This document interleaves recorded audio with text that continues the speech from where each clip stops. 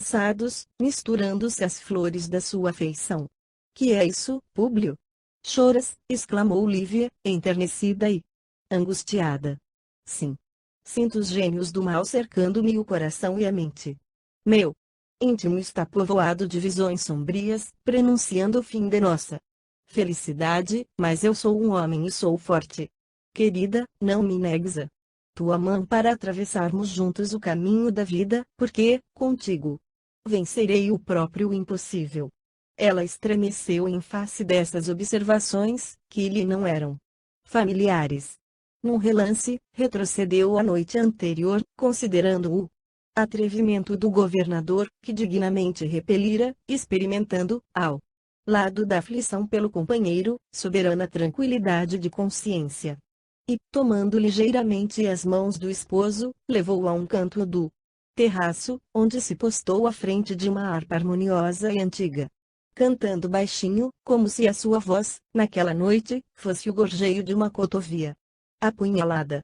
Alma gêmea da minha alma, flor de luz da minha vida, sublime estrela caída das belezas da amplidão. Quando eu errava no mundo, triste e só, no meu caminho, chegaste, devagarinho, e encheste-me o coração. Vinhas-me a bênção dos deuses, na divina claridade, tecer-me a felicidade, em sorrisos de esplendor. És meu tesouro infinito. Juro-te eterna aliança, porque eu sou tua esperança. Como és todo meu amor. Tratava-se de uma composição dele, na mocidade, tão ao gosto da juventude romana, dedicada a ela própria, e que o seu talento musical guardava sempre, para circunstâncias especiais do seu sentimento. Naquele instante, porém, sua voz tinha tonalidades diferentes, como se houver encerrado na garganta uma touche negra divina, exilada dos prados brilhantes do paraíso. Na última nota, tocada de tristeza e angústia indefiníveis, Públio tomou-a brandamente de encontro ao peito, forte e resoluto, como se quisesse reter para sempre, no coração, a sua joia de inimaginável pureza. Agora, era Lívia chorar copiosamente nos braços do companheiro, e este a beijá-la nos transportes de sua alma leal e, por vezes, impulsiva. Depois daquele arroubo emotivo, Públio sentiu-se desanuviado e satisfeito. Por que não regressarmos a Roma quanto antes? Perguntou Lívia. Como se o seu espírito estivesse clarificado por luzes proféticas, com relação aos dias futuros. Junto dos filhinhos retomaríamos nossas obrigações habituais, cientes de que a luta e o sofrimento estão em todos os lugares e de que toda alegria significa, neste mundo, uma bênção dos deuses. O senador ponderou a proposta da companheira, estabelecendo a análise de toda a situação no seu íntimo, obtemperando, por fim.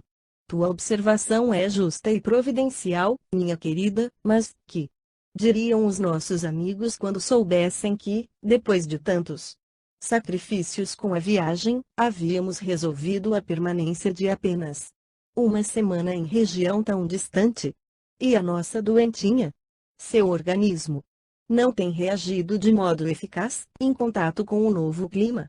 Estejamos confiantes e tranquilos. Apressarei a partida para Cafarnaum e, em breves dias, estaremos em novo ambiente, segundo os nossos desejos. Assim aconteceu, efetivamente. Reagindo às vibrações perniciosas do meio, Públio Lentulus providenciou a solução de todos os problemas atinentes à mudança, fazendo ouvidos moucos às indiretas de Fúvia, enquanto Lívia, escudando-se na superioridade de sua alma, buscava insular-se dentro do pequeno mundo de amor dos dois filhinhos, fugindo à presença do governador, que não desistira dos seus assédios, e junto de quem a figura nobre de Cláudia sabia despertar em todos a mais sincera simpatia. Duas servas foram admitidas ao serviço do casal, na perspectiva de sua transferência para Cafarnaum, não que fossem indispensáveis ao desdobramento das atividades domésticas, em face dos servos numerosos trazidos de Roma. Contudo, o senador examinara a utilidade dessa providência, considerando que ele e a família viriam a necessitar de Um contato mais direto com os costumes e dialetos do povo, reconhecida a circunstância de que ambas conheciam a Galileia. Ana e Semele, recomendadas por amigos do pretor, foram recebidas ao serviço de Lívia, que as acolheu com bondade e simpatia. 30 dias se passaram nos preparativos da projetada viagem. Sulpício Tarquinius, estimulado pelas vantagens dos próprios interesses materiais, não perdeu ensanchas de captar a plena confiança do senador, organizando a propriedade com minúcias de atenção e gentileza, provocando contentamento e elogio de todos. Nas vésperas da partida, Públio Lentulus compareceu ao gabinete de Pilatos, para o agradecimento das despedidas. Depois de saudá-lo cordialmente, exclamou o governador, com forçada jovialidade: "É pena, caro amigo, que as circunstâncias o conduzam para Cafarnaum, quando esperava ter a satisfação de retê-lo nas vizinhanças de nossa casa, em Nazaré. Mas, enquanto permanecer na Galileia, em vez de minhas habituais visitas a Tiberíades, procurarei o norte para nos avistarmos." Públio manifestou-lhe sua gratidão e reconhecimento e, quando se preparava para sair, o procurador da Judeia continuou, em tom afetuoso e conselheiral: "Senador, não só como responsável pela situação dos patrícios na província, como também na qualidade de amigo sincero, não posso deixá-lo partir à mercê do acaso, tão somente na companhia de escravos e servos de confiança. Acabo de designar Sulpício, homem que me merece inteira confiança, para dirigir os serviços de segurança que vos são devidos. Além dele, mais um lictor e alguns centuriões partirão para Cafarnaum, onde permanecerão às suas ordens." Públio agradeceu cortesmente, sentindo-se confortado com o oferecimento, embora a pessoa do governador lhe causasse pouca simpatia íntima. Afinal, terminados os aprestos de viagem, a compacta caravana se pôs em movimento, atravessando os territórios de Judá e as montanhas verdes da Samaria, em demanda da sua estação de destino. Alguns dias foram gastos através das estradas que contornam muitas vezes as águas leves e límpidas do Jordão. Prestes a chegar a Cafarnaum, a distância de meio quilômetro de caminho, entre árvores frondosas, junto ao lago de Genezaré, uma herdade imponente aguardava as nossas personagens para sua estação de repouso. Sulpício Tarquinius desvelara-se nas mais íntimas minudências, no que dizia com o bom gosto da época. A propriedade estava situada em pequena elevação de terreno, rodeada de árvores frutíferas dos climas frios, pois, há 2000 anos, a Galileia, hoje transformada em poeirento deserto, era um paraíso de verdura. Nas suas paisagens maravilhosas, desabrochavam flores de todos os climas. Seu lago imenso, formado pelas águas cristalinas do rio sagrado do cristianismo, era talvez a mais piscosa bacia em todo o mundo, descansando as suas vagas mansas e preguiçosas ao pé dos arbustos ricos de seiva, cujas raízes se tocavam do perfume agreste dos eloendrons e das flores silvestres. Nuvens de aves cariciosas cobriam, em bandos compactos, aquelas águas feitas de um prodigioso azul celeste, hoje encarceradas entre rochedos adustos e ardentes. Ao norte, as eminências nevosas do Hermon figuravam-se em linhas alegres e brancas, divisando-se ao ocidente as alevantadas planícies da Gaura nítida e da Pereia, envolvidas de sol, formando, juntas, um grande socalco que se alonga de Cesareia de Filipe para o sul. Uma vegetação maravilhosa e única, operando a emanação incessante do ar mais puro, temperava o calor da região, onde o lago se localiza, muito abaixo do nível do Mediterrâneo. Públio e sua mulher sentiram uma onda de vida nova, que seus pulmões aspiravam a longos haustos. Entretanto, o mesmo não acontecia à pequenina Flávia, cujo estado geral piorava ao extremo, contra todas as previsões. Agravaram-se as feridas que lhe cobriam o corpo magrinho e a pobre criança não conseguia mais arredar pé do leito, onde se conservava em profunda prostração. Acentuava-se, desse modo, a angústia paterna que, embalde, Recorreu a todos os meios para melhorar as condições da doentinha. Um mês havia transcorrido em Cafarnaum, onde, mais em contato com os dialetos do povo, já não lhes era desconhecida a fama das obras e das pregações de Jesus. Vezes inúmeras, pensou Públio em dirigir-se ao taumaturgo, a fim de solicitar a sua intervenção a favor da filhinha, atendendo a um apelo secreto do coração. Reconhecia no íntimo, porém, que semelhante atitude representava humilhação para sua posição política e social, aos olhos dos plebeus e vassalos do império, examinando as consequências que poderiam advir de tal procedimento. Não obstante essas ponderações, permitia que numerosos servos de sua casa assistissem, aos sábados, às pregações do profeta de Nazaré. Inclusive Ana, que se tomara de respeitosa veneração por aquele a quem os humildes chamavam mestre.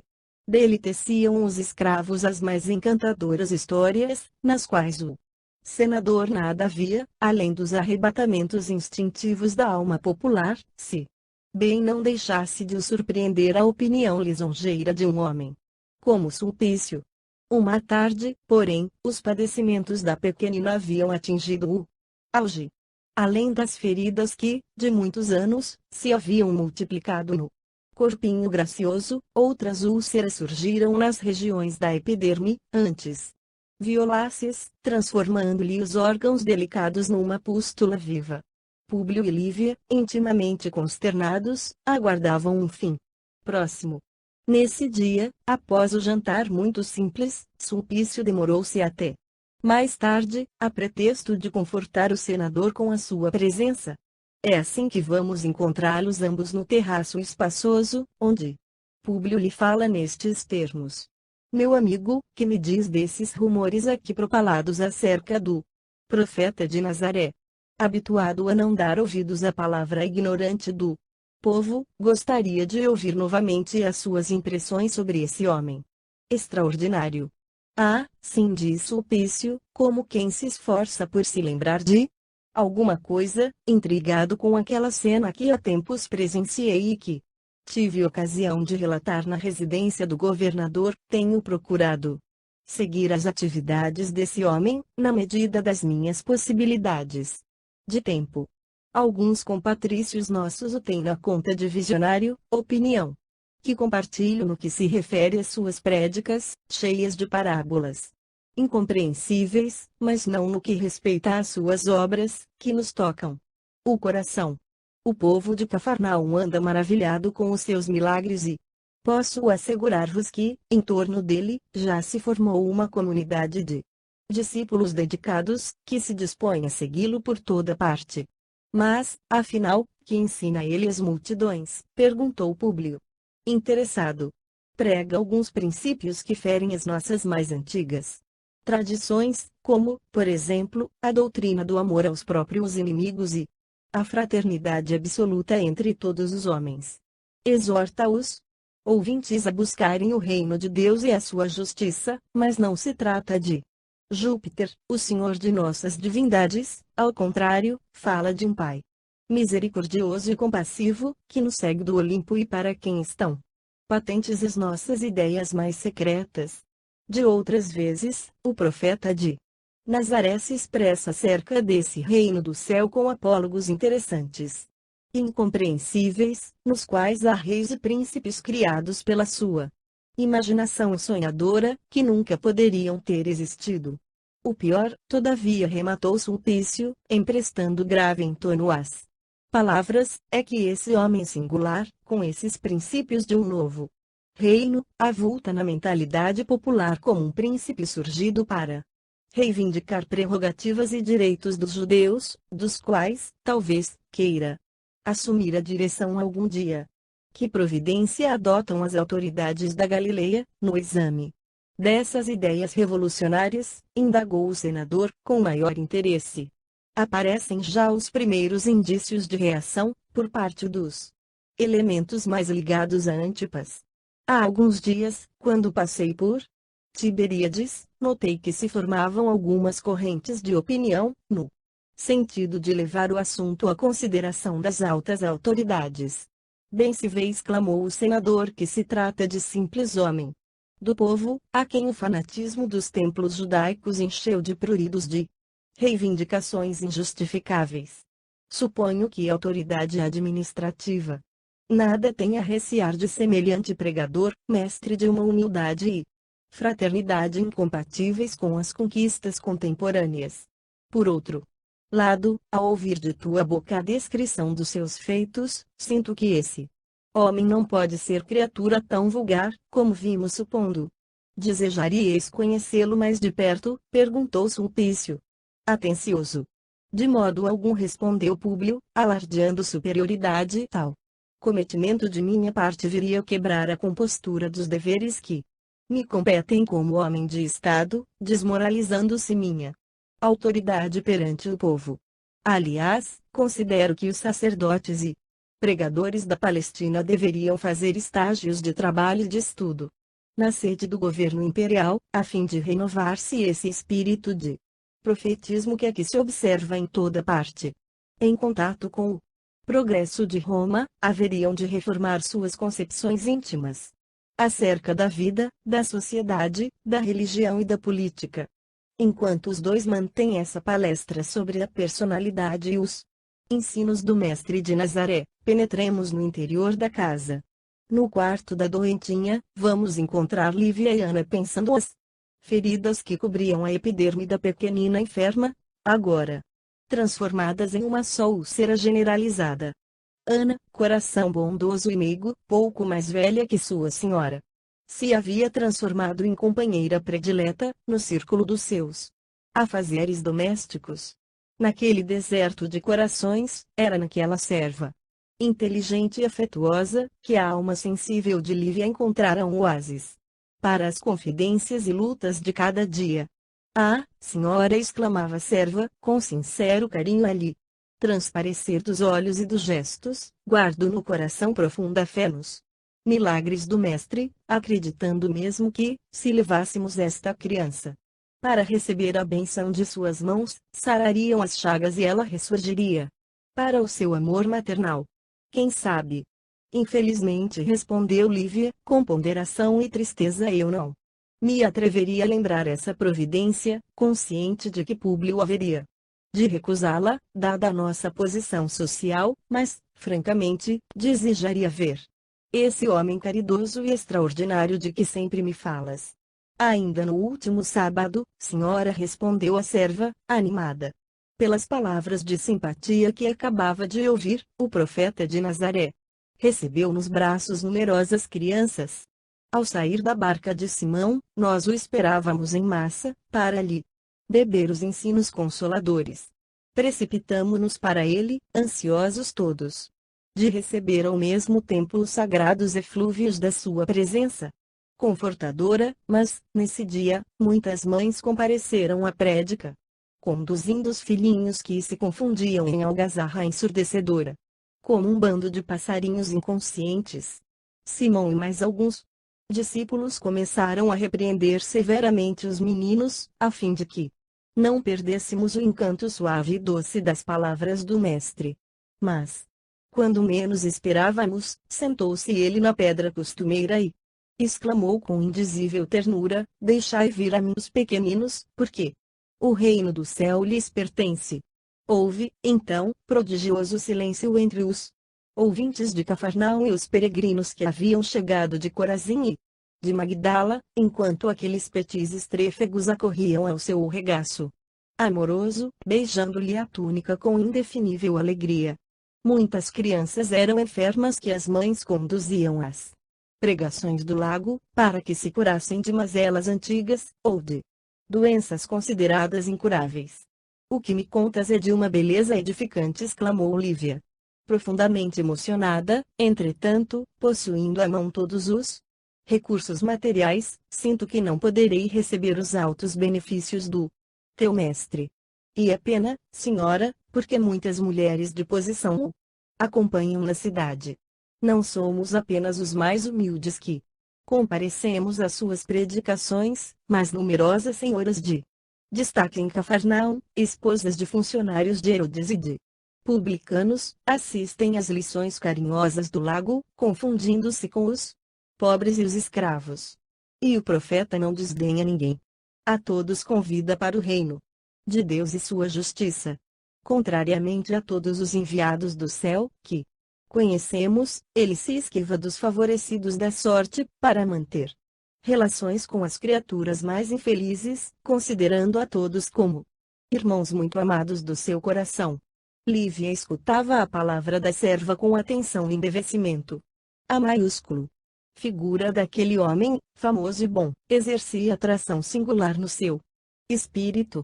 E, enquanto seus grandes olhos expressavam o maior interesse pelas narrações encantadoras e simples da serva leal, não reparavam ambas que a doentinha as acompanhava com aguçada curiosidade, característica das almas infantis, não obstante a febre alta que lhe devorava o organismo.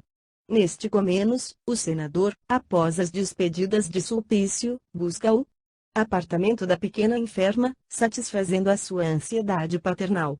Diante dele, calam-se as duas mulheres, entregando-se tão somente aos afazeres que as retinham junto ao leito da pequenina, agora gemendo dolorosamente.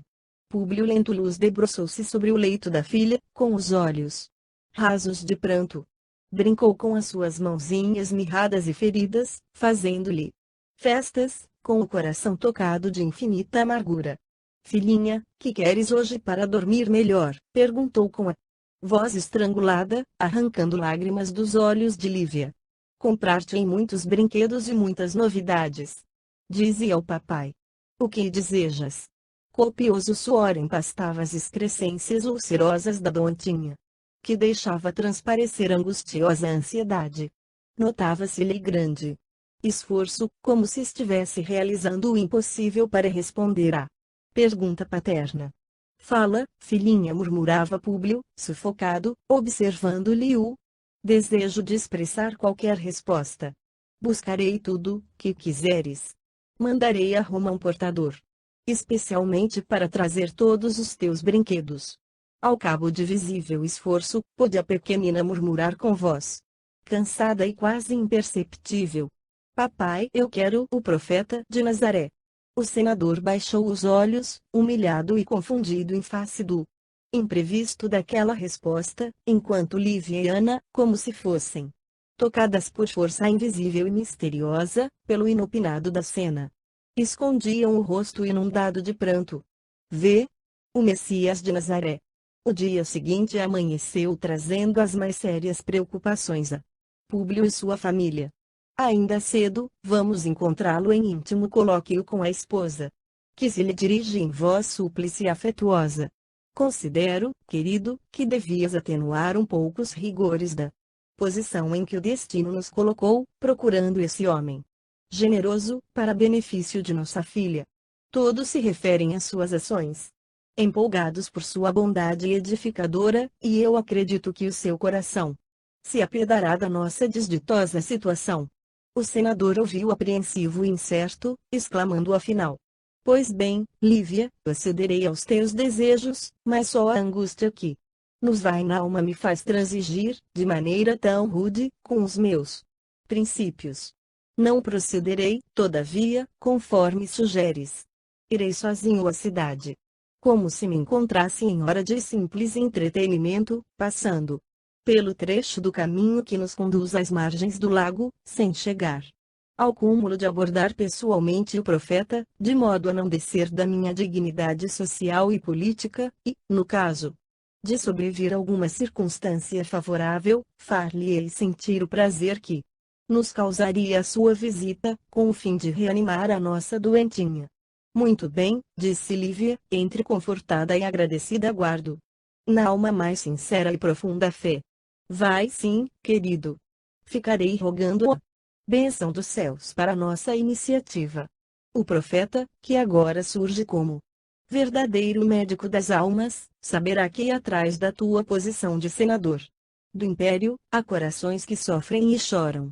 Públio notou que a esposa se exaltava nas suas considerações, deixando-se conduzir pelo que julgava um excesso de fraqueza e Pieguismo, entretanto, nada lhe admoestou a respeito, em face das amarguras do momento, suscetível de desvairar o cérebro mais forte. Deixou que as horas movimentadas do dia se escoassem com as claridades do poente, quando o crepúsculo entornava suas meias tintas na paisagem maravilhosa, saiu, fingindo distração e alheamento. Como se desejasse conhecer de perto a antiga fonte da cidade, motivo de atração para todos os forasteiros.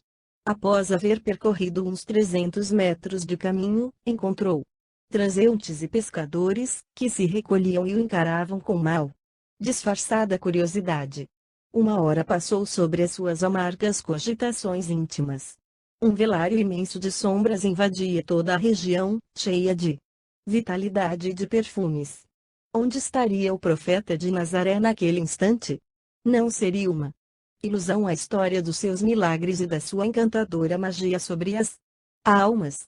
Não seria um absurdo procurá-lo ao longo dos caminhos, abstraindo-se dos imperativos da hierarquia social? Em todo caso, deveria tratar-se de homem simples e ignorante, dada a sua preferência por Cafarnaum e pelos pescadores, dando curso às ideias que lhe fluíam da mente incendiada e abatida. Públio Lentulus considerou dificílima a hipótese do seu encontro com o mestre de Nazaré. Como se entenderiam? Não lhe interessara o conhecimento minucioso dos dialetos do povo. E, certamente, Jesus lhe falaria no aramaico comumente usado na bacia de Tiberíades. Profundas cismas entornavam-lhe do cérebro para o coração, como as sombras do crepúsculo que precediam a noite.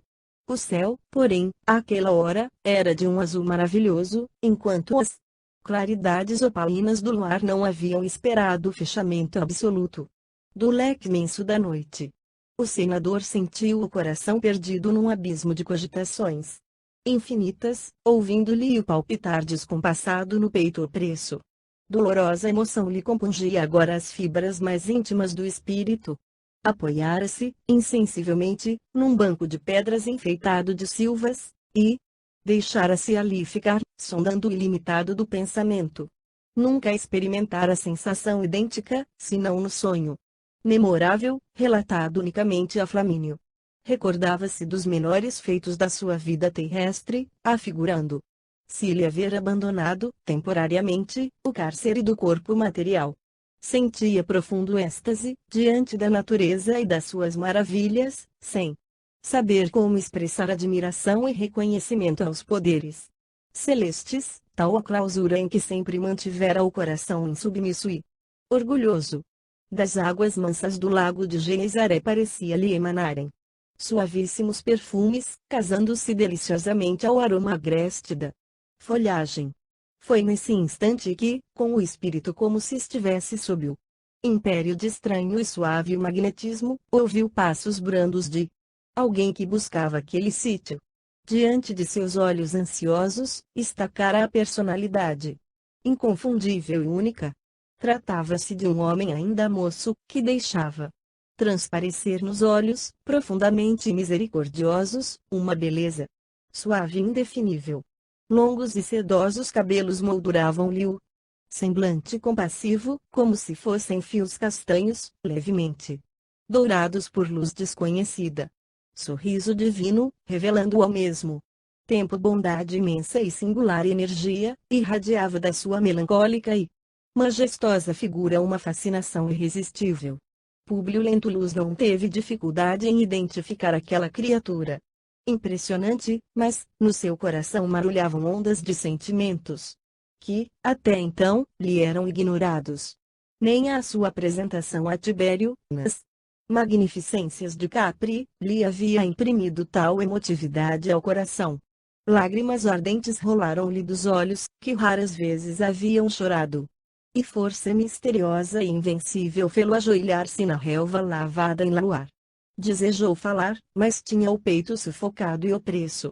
Foi quando, então, num gesto de doce e soberana bondade, o meigo Nazareno caminhou para ele, qual visão concretizada de um dos deuses de suas antigas crenças, e, pousando carinhosamente a destra em sua fronte, exclamou em linguagem encantadora: que Públio entendeu perfeitamente, como se ouvisse o idioma patrício, dando-lhe a inesquecível impressão de que a palavra era de espírito para espírito, de coração para coração. Senador, por que me procuras? E, espraiando o olhar profundo na paisagem, como se desejasse que a sua voz fosse ouvida por todos os homens do planeta, rematou com serena nobreza: fora melhor que me procurasses publicamente na hora mais clara do dia, para que pudesses adquirir, de uma só vez e para toda a vida, a lição sublime da fé e da humildade. Mas, eu não vim ao mundo para derrogar as leis supremas da natureza e venho ao encontro do teu coração desfalecido. Públio Lentulus nada pôde exprimir, além das suas lágrimas copiosas, pensando amargamente na filhinha, mas o profeta, como se prescindisse das suas palavras articuladas, continuou: sim, não venho buscar o homem de estado superficial e orgulhoso, que só os séculos de sofrimento podem encaminhar ao regaço de meu pai. Venho atender às súplicas de um coração desditoso e oprimido e, ainda assim, meu amigo, não é o teu sentimento que salva a filhinha leprosa e desvalida pela ciência do mundo, porque tens ainda a razão egoística e humana, é, sim, a fé e o amor de tua mulher, porque a fé é divina. Basta um raio só de suas energias poderosas para que se pulverizem todos os monumentos das vaidades da terra. Comovido e magnetizado, o senador considerou, intimamente, que seu espírito pairava numa atmosfera de sonho, tais as comoções desconhecidas e imprevistas que se lhe represavam no coração, querendo crer que os seus sentidos reais se achavam travados num jogo incompreensível de completa ilusão. Não, meu amigo, não está sonhando, exclamou meigo e enérgico o mestre, adivinhando-lhe os pensamentos, depois de longos anos de desvio do bom caminho, pelo sendal dos erros clamorosos. Encontras, hoje, um ponto de referência para a regeneração de toda a tua vida. Está, porém, no teu querer o aproveitá-lo agora, ou daqui a alguns milênios. Se o desdobramento da vida humana está subordinado às circunstâncias, és obrigado a considerar que elas existem de toda a natureza, cumprindo as criaturas a obrigação de exercitar o poder da vontade e do sentimento, buscando aproximar seus destinos das correntes do bem e do amor aos semelhantes. Soa para teu espírito, neste momento, um minuto glorioso, se conseguires utilizar tua liberdade para que seja ele, em teu coração, doravante, um cântico de amor, de humildade e de fé, na hora indeterminável da redenção, dentro da eternidade. Mas, ninguém poderá agir contra a tua própria consciência, se quiseres desprezar indefinidamente este minuto ditoso. Pastor das almas humanas, desde a formação deste planeta, há muitos milênios venho procurando reunir as ovelhas tresmalhadas, tentando trazer-lhes ao coração as alegrias eternas do reinado de Deus e de sua justiça. Públio fitou aquele homem extraordinário, cujo desassombro provocava admiração e espanto. Humildade, que credenciais lhe apresentava o profeta para lhe falar? Assim, a ele senador do império, revestido de todos os poderes diante de um vassalo, num minuto, lembrou a cidade dos Césares, coberta de triunfos e glórias, cujos monumentos e poderes acreditava, naquele momento, fossem imortais. Todos os poderes do teu império são bem fracos e todas as suas riquezas bem miseráveis. As magnificências do César são ilusões efêmeras de um dia. Porque todos os sábios, como todos os guerreiros, são chamados no momento oportuno aos tribunais da justiça de meu Pai que está no céu. Um dia, deixarão de existir as suas águias poderosas, sob um punhado de cinzas misérrimas. Suas ciências se transformarão ao sopro dos esforços de outros trabalhadores mais dignos do progresso, suas leis iníquas serão tragadas no abismo tenebroso destes séculos de impiedade, porque só uma lei existe e sobreviverá aos escombros da inquietação do homem. A lei do amor, instituída por meu Pai, desde o princípio da criação. Agora, volta ao lar, consciente das responsabilidades do teu destino. Se a fé instituiu na tua casa o que consideras alegria com o restabelecimento de tua filha, não te esqueças que isso representa um agravo de deveres para o teu coração, diante de nosso Pai Todo-Poderoso.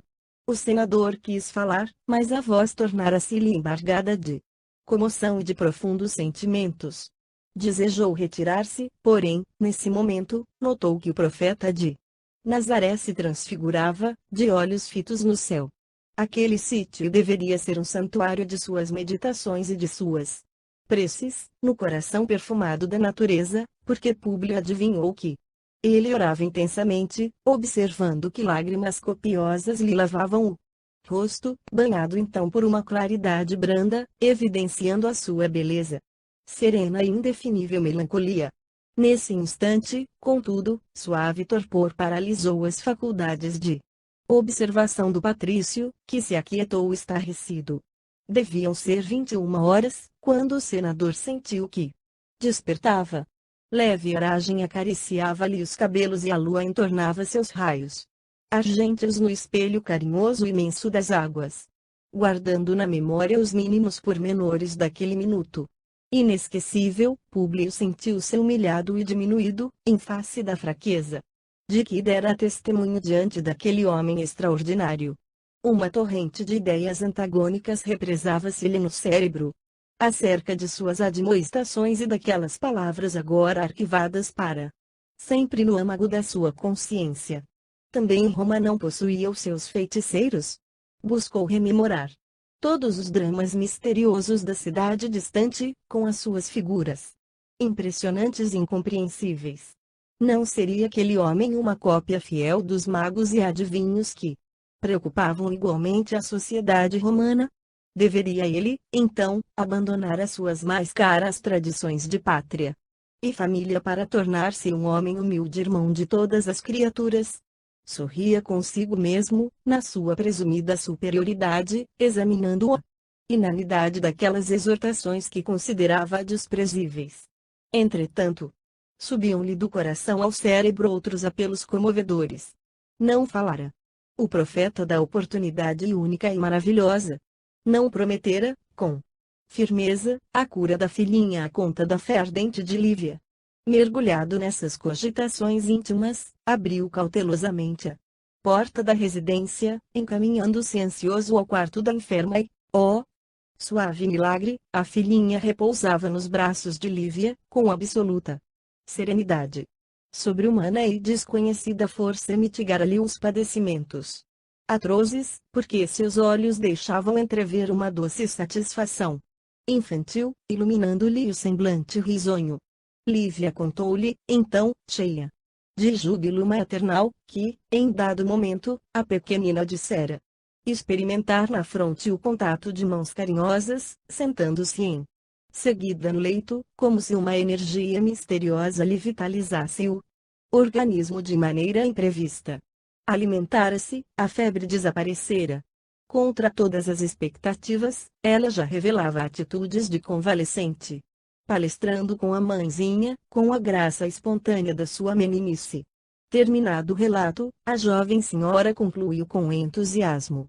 Desde que saíste, eu e Ana oramos com fervor junto da nossa doentinha, implorando ao profeta que atendesse ao teu apelo, ouvindo-os nossos rogos e, agora, eis que a nossa filhinha se restabelece.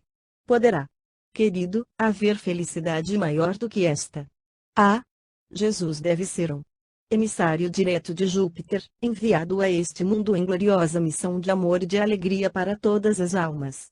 Ana, porém, que escutava comovida, interveio num gesto espontâneo e incoercível, oriundo da grata satisfação daquele momento. Não, minha senhora. Jesus não vem da parte de Júpiter. Ele é o Filho de Deus, seu Pai e nosso Pai que está nos céus, e cujo coração está sempre cheio de bondade e misericórdia para todos os seres, conforme o Mestre nos ensina. Louvemos, pois, o Todo-Poderoso, pela graça recebida. Agradecendo a Jesus com uma prece de humildade, Públio Lentulus acompanhou a cena, em silêncio, intimamente contrariado, com o verificar a intimidade estreita de sua mulher com uma simples serva da casa. Observou, com profundo desagrado, não só a espontaneidade da gratidão entusiástica de Lívia, como a intromissão de Ana na conversa, o que considerava ousadia. Num relance, mobilizou todas as reservas do seu orgulho para restabelecer a disciplina interna da sua casa, e, retomando o aspecto altivo da sua expressão fisionômica, dirigiu-se secamente à esposa. Lívia, torna-se preciso que te coíbas destes arrebatamentos. Afinal, não vejo nada de extraordinário no que acaba de ocorrer. Nada tem faltado à nossa doente, no tocante ao tratamento e cuidados necessários, e era lógico que esperássemos uma reação salutar do organismo, em face da nossa continuada assistência. Quanto a ti, Ana disse, voltando-se com arrogância para a serva intimidada, acredito já cumprida a missão que te fazia demorar neste quarto, porquanto, considerando as melhoras da menina, não vejo necessidade da tua permanência junto da patroa, que trouxe de Roma as servas do seu serviço pessoal. Ana fitou compungidamente a senhora, que mostrava no rosto os sinais evidentes da sua amargura pelo imprevisto daquelas palavras intempestivas, e, fazendo ligeira e respeitosa mesura, saiu do aposento onde havia empregado as melhores energias da sua fraternal abnegação. Que é isso, Públio? Perguntou Lívia, fundamente comovida. Justamente agora, quando deveríamos mostrar à dedicada serva a alegria do nosso reconhecimento, procedes com semelhante aspereza. Tuas infantilidades obrigam-me a fazê-lo. Que dirão da matrona que se dá de alma aberta às suas escravas mais humildes? Como se haverá o teu coração com estes excessos de confiança? Noto com desgosto que entre nós existem, agora, profundas divergências. Porque essa demasiada confiança no profeta de Nazaré, quando ele não é superior aos magos e feiticeiros de Roma? E, além disso, onde colocas as tradições de nossas divindades familiares, se não sabes guardar a fé em torno do altar doméstico? Não concordo contigo, querido, nestas ponderações. Tenho plena convicção de que a nossa Flávia foi curada por esse homem extraordinário. No instante de sua melhora súbita, quando ela nos falava das mãos sublimadas que a acariciavam, vi, com os meus olhos, que o leito da dontinha estava saturado de luz diferente, como nunca havia visto, até então. Luz diferente? Certo desvairas, depois de tantas fadigas, ou então estás contagiada das alucinações deste povo de fanáticos, em cujo seio tivemos a pouca sorte de cair. Não, meu amigo, não se trata de desvario.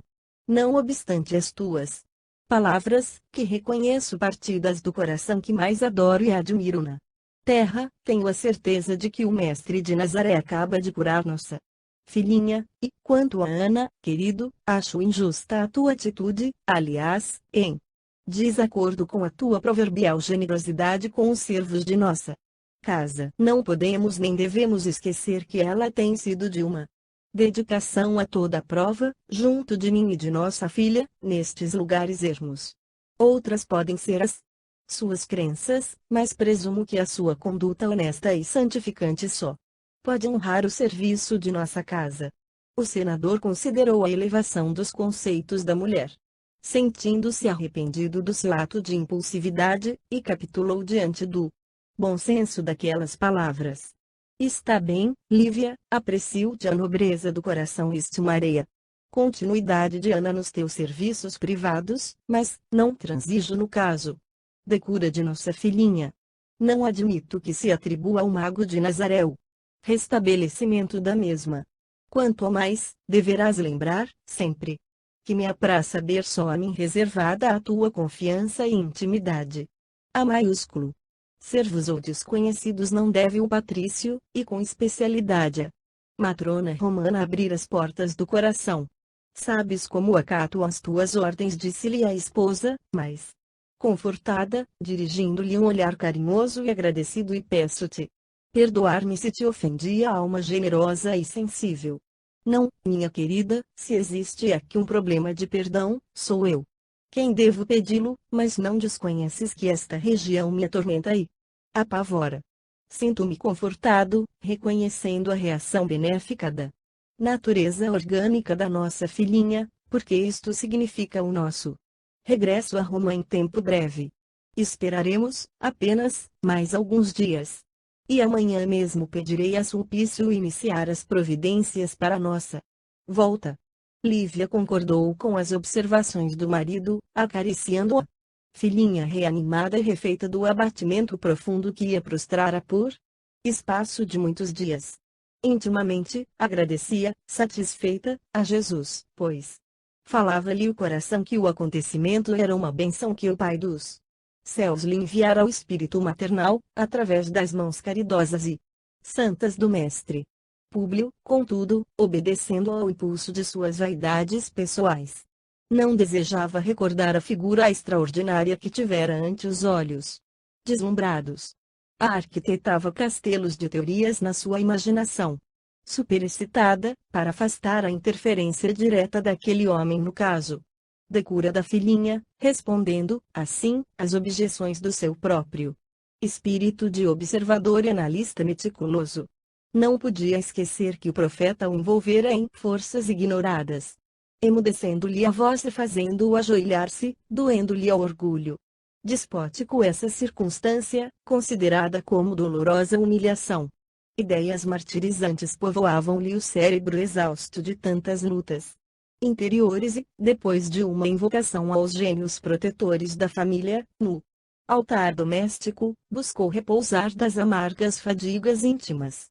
Naquela noite, todavia, sua alma experimentava as mesmas recordações da existência pregressa, nas asas embaladoras do sonho. Viu-se vestido com as mesmas insígnias de cônsul ao tempo de Cícero, reviu as atrocidades praticadas por Públio Lentulus, sua expulsão do consulado, as reuniões secretas de Lúcio Sergius Catilina, as perversidades revolucionárias, sentindo-se de novo levado à presença daquele mesmo tribunal de juízes austeros e venerandos, que no sonho anterior lhe haviam notificado o seu renascimento na terra, em época de grandes claridades espirituais. Diante daqueles magistrados veneráveis, ostentando togas alvas de neve, experimentou amarga sensação de angústia, batendo-lhe descompassadamente o coração. O mesmo juiz respeitável levantou-se, no ambiente sublimado de luzes espirituais, exclamando: Públio Lentulus, por que desprezaste o minuto glorioso, com o qual poderias ter comprado a hora interminável e radiosa da tua redenção na eternidade? Estiveste, esta noite, entre dois caminhos, o do servo de Jesus e o do servo do mundo. No primeiro, o jugo seria suave e o fardo leve, mas escolheste o segundo, no qual não existe amor bastante para lavar toda a iniquidade. Prepara-te, pois, para trilhá-lo com destemor, porque preferiste o caminho mais escabroso, em que faltam as flores da humildade, para atenuar o rigor dos espinhos venenosos. Sofrerás muito, porque nessa estrada o jugo é inflexível e o fardo pesadíssimo, mas agiste com liberdade de consciência, no jogo amplo das circunstâncias de tua vida. Conduzido a uma oportunidade maravilhosa, perseveraste no propósito de percorrer a via amarga e dolorosa das provações mais ríspidas e mais agudas. Não te condenamos, para tão somente lamentar o endurecimento do teu espírito em face da verdade e da luz. Retempera todas as fibras do teu pois enorme há de ser, doravante, a tua luta. Ouvia, atento, aquelas exortações comovedoras, mas, nesse instante, despertou para as sensações da vida material, experimentando singular abatimento psíquico, a par de tristeza indefinível. Ainda cedo, sua atenção foi reclamada por Lívia, que lhe apresentava a pequena Flávia, convalescente e feliz. A epiderme como que se alisara, submetida a processo terapêutico desconhecido e maravilhoso, desaparecendo os tons violáceos que, anteriormente, precediam as rosas de chaga viva. O senador recuperou alguma coisa da sua serenidade íntima, com o verificar as melhoras positivas da filhinha, que apertou amorosamente de encontro ao coração, exclamando mais tranquilo: Lívia, é bem verdade que ontem, à noite, estive com o chamado Mestre de Nazaré, mas, com a lógica da minha educação e dos meus conhecimentos, não posso admitir seja ele o autor do restabelecimento de nossa filha. E, de seguida, passou a relatar de modo superficial os acontecimentos que já conhecemos, sem referir todavia, os pormenores que mais o impressionaram. Lívia ouviu atenciosamente a narrativa, mas, notando-lhe as íntimas disposições para com o profeta, que ela considerava criatura superior e venerável, não quis externar seu pensamento em torno do assunto, receosa de um atrito de opiniões, inoportuno e injustificável. No seu coração, agradecia aquele Jesus carinhoso e compassivo, que lhe atendera às angustiosas súplicas maternais e, no imo da alma, acariciava a esperança de beijar-lhe a fimbre da túnica, com humildade, em testemunho do seu sincero reconhecimento, antes de regressar a Roma. 4 dias decorridos, a enferma apresentava sinais evidentes de seguro restabelecimento físico, dando motivo ao mais amplo júbilo de todos os corações. Em radiosa manhã, vamos encontrar a jovem Lívia acalentando o filhinho, prestes a completar 1 ano, e instruindo a criada de nome Semele, de origem judia, designada para velar pela criancinha, tal o interesse que demonstrara pelo pequenino Marcos, desde o instante de sua admissão ao serviço. Em dado momento, exclama a serva, apontando para o largo caminho empedrado: Senhora, lá vêm 2 cavaleiros desconhecidos, a todo o galope. Ouvindo-lhe a observação, Lívia pôde vê-los, igualmente, ao longo da estrada ampla, e logo se foi para o interior, a fim de prevenir o marido. Efetivamente, daí a minutos estacavam à porta 2 cavalos suados e ofegantes. Um homem trajado à romana, em companhia de um guia judeu, apiava rápido e bem disposto. Tratava-se de Quirilius, liberto de confiança de Flamínio Severus, que vinha, em nome do patrão, trazer a Públio e família algumas notícias e numerosas lembranças. Essa surpresa amável encheu o dia de gratas recordações e sadios prazeres, motivando horas das mais inefáveis alegrias. O nobre patrício não esquecera os amigos distantes, e, entre as notícias confortadoras e considerável remessa de dinheiro, vieram doces lembranças de Calpurnia, endereçadas a Lívia e aos 2 filhinhos. Naquele dia, Públio Lentulus ocupou-se tão somente de encher numerosos rolos de pergaminho, para mandar ao companheiro de luta notícias minuciosas de todas as ocorrências. Entre elas estava a boa nova do restabelecimento da filhinha, atribuído ao clima adorável da Galileia.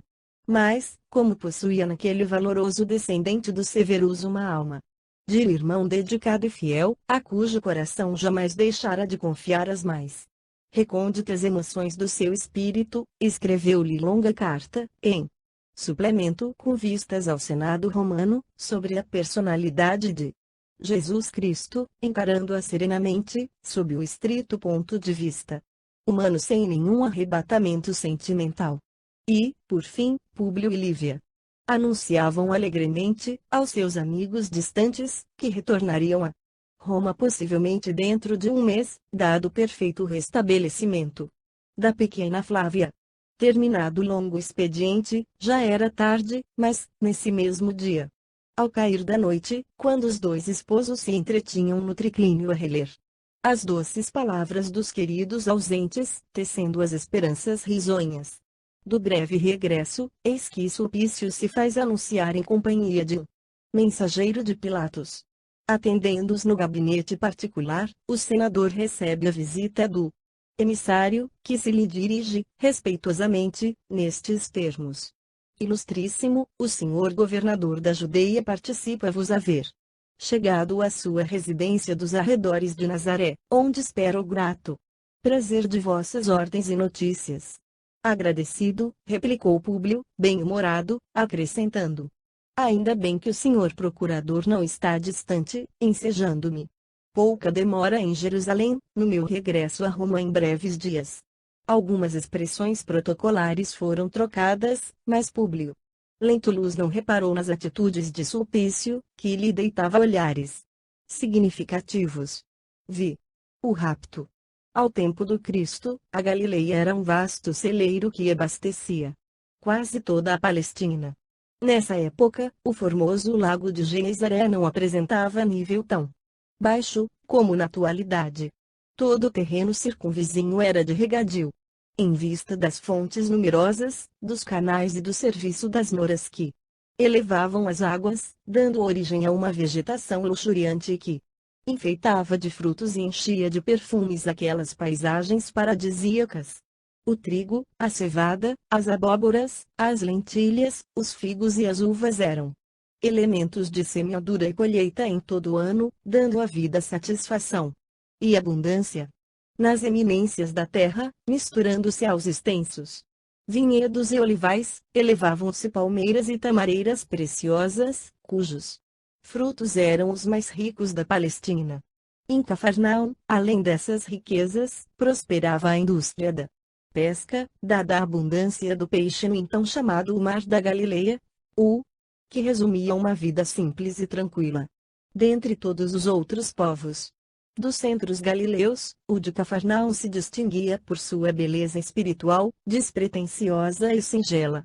Consciencioso e crente, aceitava a lei de Moisés, mas estava muito longe das manifestações hipócritas do farisaísmo de Jerusalém.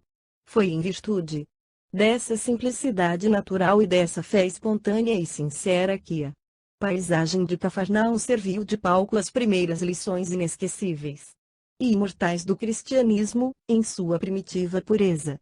Ali encontrou Jesus o carinho de corações devotados e valorosos, e foi ali que o mundo espiritual encontrou os melhores elementos para a formação da escola inolvidável, onde o Divino Mestre exemplificaria os seus ensinos.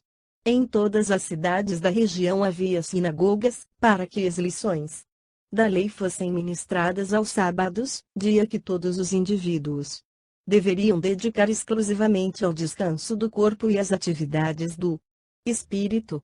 Nessas pequenas sinagogas, franqueava-se a palavra quantos desejassem utilizá-la, mas Jesus preferia o templo suave da natureza para a difusão dos seus ensinos. Todas as classes humildes acorriam às suas prédicas ao ar livre, cuja extraordinária beleza seduzia os corações mais empedernidos. Antiga convenção, entre os senhores, determinava o repouso dos servos no dia consagrado aos estudos da lei, e os próprios romanos procuravam cultivar aquelas tradições regionais, buscando a simpatia do povo conquistado. Nessa época, grande era a afluência dos escravos às pregações consoladoras do Messias de Nazaré. Uma semana havia decorrido após o recebimento das notícias de Roma e, nesse sábado, às primeiras horas da tarde, vamos encontrar Lívia e Ana em conversação íntima e carinhosa. Sim, dizia a jovem Patrícia à serva, que se encontrava em trajes de sair, se te for possível, hoje, agradecerás de viva voz ao profeta, em meu nome, já que me sinto tão feliz, graças à sua infinita bondade. E diz-lhe que, se eu puder, nas vésperas de partir para Roma procurarei conhecê-lo, a fim de lhe beijar as mãos generosas, em testemunho do meu reconhecimento. Não esquecerei vossas ordens e espero que possais ir até a casa de Simão para visitá-lo, antes de vos retirardes destes lugares. Ainda hoje, prosseguiu em tom confidencial, devo encontrar na cidade o velho tio Simeão, que veio de Samaria especialmente para receber a sua bênção e os seus ensinos. Não sei se a senhora sabe que entre os samaritanos e os galileus há rixas muito antigas, mas o mestre, muitas vezes, nas suas lições de amor e fraternidade, tem louvado os primeiros pela sua caridade leal e sincera. Numerosos milagres já foram efetuados por ele, na Samaria.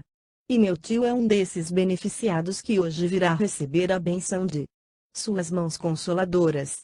Uma doce e comovente fé unge a alma daquela mulher do povo intensificando em Lívia o desejo de conhecer aquele homem extraordinário, que sabia iluminar, com as suas graças, os corações mais ignorantes e mais singelos.